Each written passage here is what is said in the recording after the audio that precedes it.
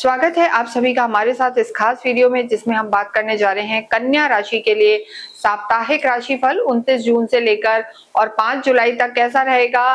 देखिए, यहाँ पर जो आपके योग कारक प्लैनेट हैं, शुक्र अपना राशि परिवर्तन कर रहे हैं इस वीक में। 4 जुलाई को अभी तक लाभ में चल रहे थे और अब वो प्रवेश करेंगे आपके 12वें भाव में। शुक्र एक ऐसे प्लैनेट हैं जो 12वें भाव में भी अच्छे फल देते हैं। हालांकि खर्चा कराते हैं, लेकिन मौज मस्ती प्लेजर भी कराते हैं, यानी घूमने फिरने का आपका समय है। खुद पर पैसा खर्च करेंगे। पैसा तभी खर्च करेंगे जब होगा तो आय और व्यय भाव यानी 11th और 12th दोनों भाव की स्थिति आपके लिए बेहतर है। ये वीक आपके लिए अच्छा रहने वाला है और सफलता मिलने का समय है। चंद्रमा की स्थिति अगर हम देखें तो चंद्रमा इस पूरे ही वीक आपके सबसे पहले रहेंगे धनु में, फिर मकर में, फिर कुंभ में।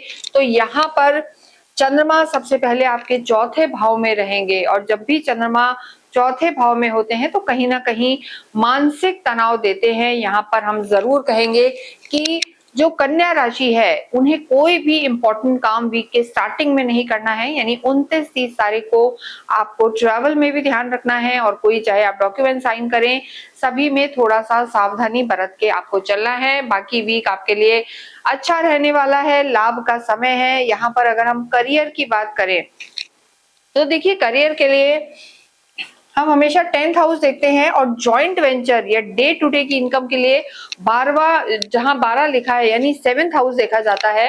तो यहाँ पर कार्य क्षेत्र की स्थिति बेहतर है। सूर्य का 10th हाउस में होना और आपके राशि स्वामी का बुध का वक्रीय हो जाना 29 तारीख को। देखिए, अगर हम देखें तो बुध जो है वक्रीय हो जाएंगे और जब भी कोई ग्रह वक्रीय होता है तो अपने से पीछे वाले भाव का वो फल देता है।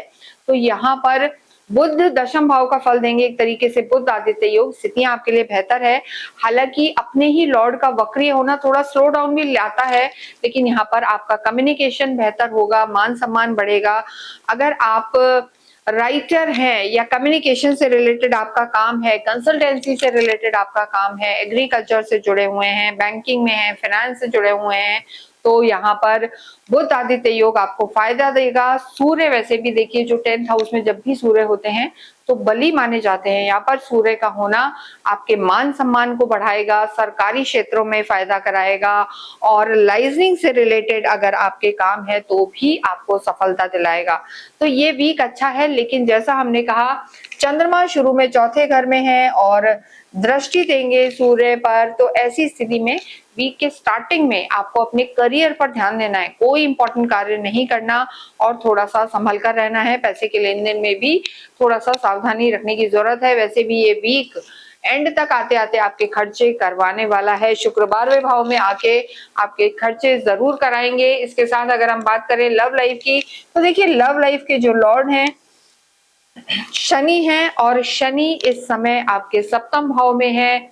शुक्र गुरु बुध की दृष्टि है, तो देखिए एक अंडरस्टैंडिंग डेवलप हुई है, पहले से आपसी तालमेल बैठा है। लेकिन लव लाइफ हम यही कहेंगे कि वीक के स्टार्टिंग में आपको ध्यान देना है और वीक के एंड में भी राहु के साथ चंद्रमा होंगे। आप एक सहज भाव से रहें, यानी आर्ग्यूमेंट्स में ना जाएं और जो एक कहते हैं कि जबरदस्ती अपनी बात को मनवाना, आर्ग्यूमेंट करना, डोमिनेटिंग होना, पजेसिव होना, ये आपको इस वीक में लव लाइफ में नहीं करना, नहीं तो दिक्कत आ सकती है। वैवाहिक जीवन की बात करेंगे तो वैवाहिक जीवन के लिए समय अच्छा है। गुरु का उच्च के होकर आपके लाभ भाव में रहना, स्थितियां सही हैं, लेकिन जो वीक का स्टार्टिंग है उसमें आपको थोड़ा सा ध्यान देने की जरूरत है। कार्य क्षेत्र की स्थिति यहाँ पर बेहतर बनी हुई है, लेकिन जैसा हमने बताया खर्चों को संभालना है। एजुकेशन की बात करेंगे तो देखिए काल पुरुष की कुंडली से पंचम भाव से एजुकेशन देखी जाती है।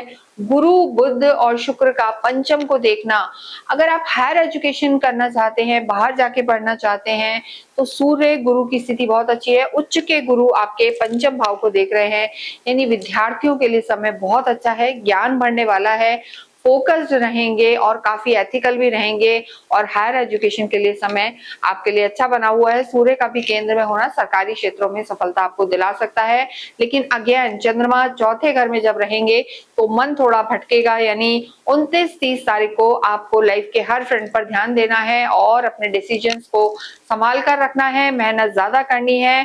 धन धान्य की अगर हम बात करें तो जो धन भाव के लॉर्ड है शुक्र और जो आपके भाग्येश हैं, उनकी स्थिति बेहतर है, अभी लाभ भाव में है, लेकिन उसके बाद 4 तारीख को वो प्रवेश करेंगे 12वें भाव में, तो आय तो बढ़ेगी हमने कहा और खर्च भी यहाँ पर बढ़ने वाले हैं। तो देखिए इनकम बढ़ेगी, लग्ज़री पे पैसा खर्च करेंगे, घूमने-फिरने पे पैसा खर्च करेंगे, लेकिन हम यहाँ पर यही कहेंगे एक्स्ट्रावेगेंसी में ना जाएँ, तो धन की स्थिति बेहतर है, धन जुड़ भी सकता है, खर्चों को अगर कंट्रोल करेंगे।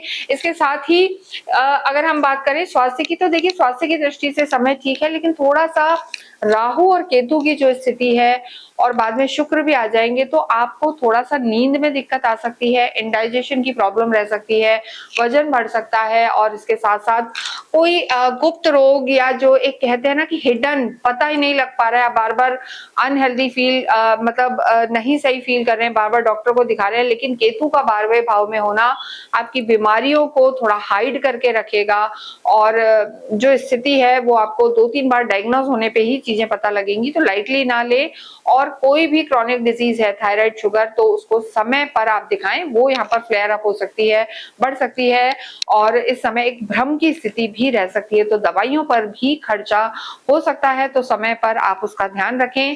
देखिए भाग्य आपका प्रबल है, लेकिन 4 जुलाई से भाग्य शुक्र आपके 12वें भाव में चले जाएंगे, तो कोई भी इंपॉर्टेंट काम आप मिडिल ऑफ द वीक में करें, क्योंकि शुरू में चंद्रमा की स्थिति अच्छी नहीं है और बाद में शुक्र आपके बदल जाएंगे, लेकिन पूरा ही वीक अगर हम ओवरऑल देखें तो समय आपका अच्छा है, धन-धान्य की स्थिति बेहतर होगी, रिश्ते सुधरेंगे और मौज मस्ती का भी ये वीक रहने वाला है। पूरे ही वीक में आपको गणेश चालीसा का पाठ करना चाहिए, पौधे लगाने चाहिए, आपको इस समय पौधों की सेवा करना, पौधे लगाना और नित्य संध्या के समय तुलसा के पेड़ में दिया करना आपके लिए विशेष लाभकारी रहेगा। कमेंट बॉक्स में ओम बूम बुद्धाय नमः अवश्य लिखें।